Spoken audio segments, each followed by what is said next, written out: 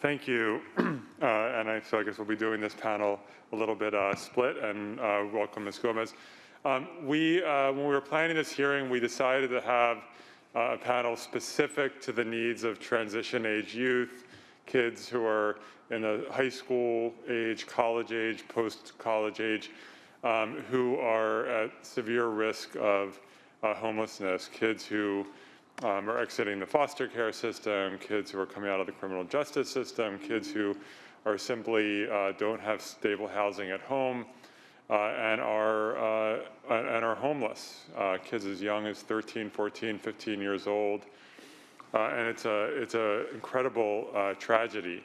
And we know that if we can get to these kids quickly, get them stabilized, get them into housing, get them on track, they're going to, be able to have great lives. But if we don't intervene and don't help them and don't provide them the support they need, we could be helping create the next generation of chronic long-term homeless, and that's the last thing that we need.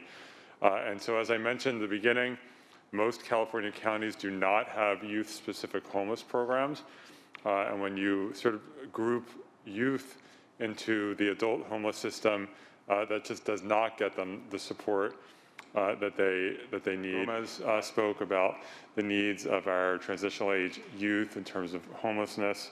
And so we now will go to the other speaker on that panel, Robin Rose Hamer, who's the Director of Housing Services at the Sacramento LGBT Community Center. I do just want to note that one of the many reasons that I've been so involved over the years around youth homelessness is that my own community, the LGBTQ community, is heavily overrepresented among homeless youth. About 40% or more of homeless youth identify as LGBTQ. So this is a crisis for youth in general, but particularly for young LGBTQ people who are so deeply at risk, either running away from home or being kicked out of their home, and just really struggling and lacking the support that they need. So the Sacramento LGBT Community Center does terrific work, as do other LGBT centers and programs around the state. So with that, we'll turn it over to Robin Rose Hamer.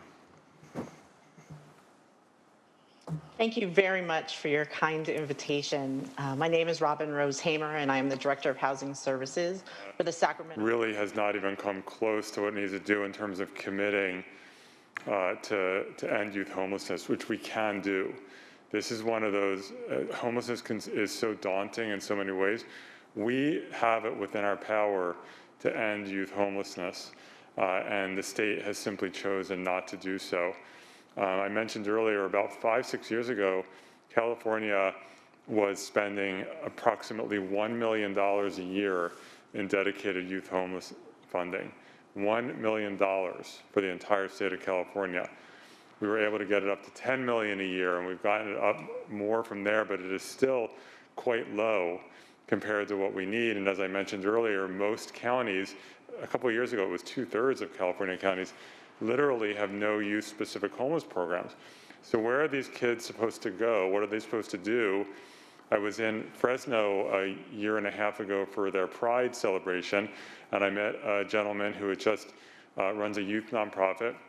He opened up Fresno's first youth homeless shelter with 25 beds, and on the first night, 400 kids showed up for those 25 beds.